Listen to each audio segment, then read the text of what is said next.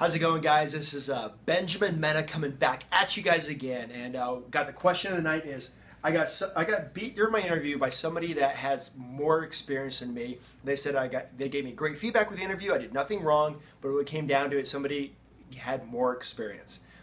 So can you give me some tips on how to beat them next time? So first of all, I'm going to give it to you two different ways. I'm going to give you the recruiting perspective, and I'm going to give you the tips on how to win next time.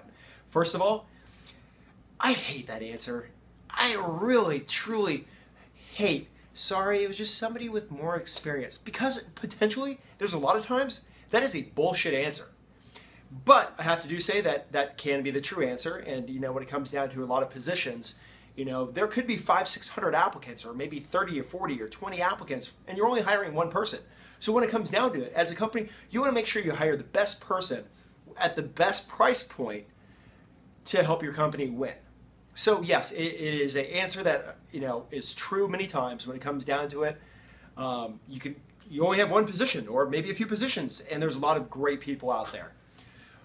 But sometimes it's a cop-out that recruiters use, and I just had to throw that out there. Not all recruiters use it. There's a lot of great recruiters out there, but I've seen recruiters use it because they don't want to give you the real answer.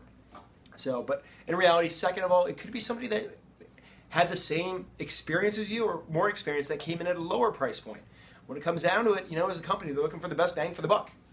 You as someone trying to get a job, you're, saying, hey, hire me for this hour, and somebody can come in and be like, hey, $30,000 less. Most of the time, unfortunately, what the companies do is, oh, wait, somebody cheaper? We might go with that person over there or that person over there, even though you are better. So, and third of all, and I talk about this a lot, I'm going to hammer this on every single video that I put out, and every single time I talk about this, it could be a known entity. It could be somebody a referral from somebody in the company, and they're hiring somebody that they know. Because companies want to hire their referrals. They want to hire their employee referrals because there's so many things that you don't have to worry about. If somebody's recommending somebody within the company, hey, guess what? It's kind of on them, if they do bad.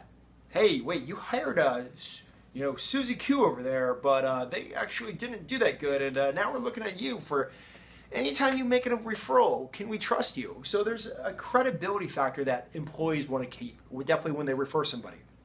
And think about it.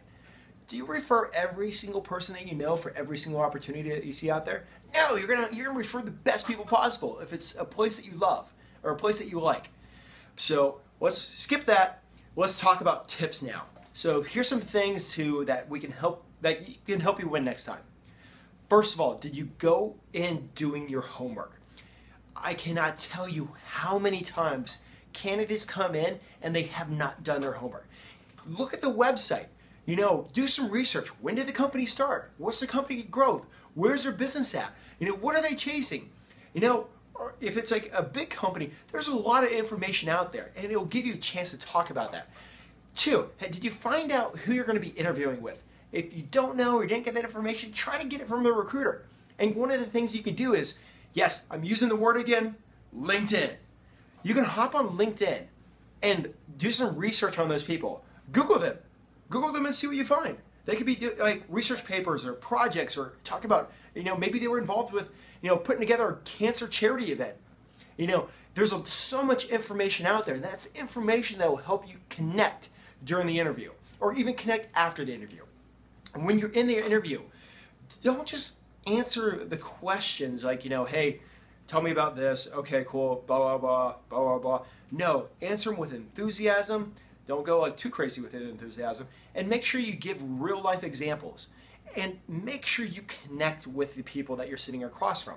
And and you definitely need to sit there and do some interview practice. I definitely recommend that. That's actually one of the videos I'm going to be working on in the future, is just basic interview practice, where I'll be talking to you. You can give some answers and pretend that you're talking back to me, and then I'll come in with another question. But make sure you practice with the interview. So another thing is, did you follow up? You need to follow up. Managers are looking for that. If you send it to a recruiter, they are going to see it, and they probably won't respond, just because they're so inundated with, a lot of times, tons of emails. But make sure you send it to the manager. If you don't have the manager's email, send it to the recruiter to send to the manager, and make sure you get a quick follow-up from the recruiter. Hey, were you able to send this over, or can you please send this over to the manager? And what they'll do, they'll just forward it off real quick. So those are some big tips. Actually, you know what? I got one more. If you didn't get the job, make sure to connect with the hiring managers on LinkedIn. Make sure you connect with them and follow up with them. If they're doing a lot of posting on LinkedIn, like their stuff, or maybe just comment on there. Or for give you an example, like the media industry. Are they putting together films? Are they putting together stuff? Make sure you keep following up with what they got going on, and feel free to reach out a few months down the road and be like, hey, just want to touch base with you. Had a great interview. Love the opportunity there. By chance, is there any additional openings coming down the pipeline? I was so excited about the experience. And guess what? The more you follow up, and don't do it in a creepy fashion, the more it's going to help you. And last but not least, make sure that you are networking. Because what you need to do is you need to put the feelers out there and build a network for when you don't need it. For when you do need it, it's there to help you win. And go make sure you're helping. When you're networking, you're not just going and trying to take a card and this and that, and I'm gonna email you only when I need you. Go help some people out.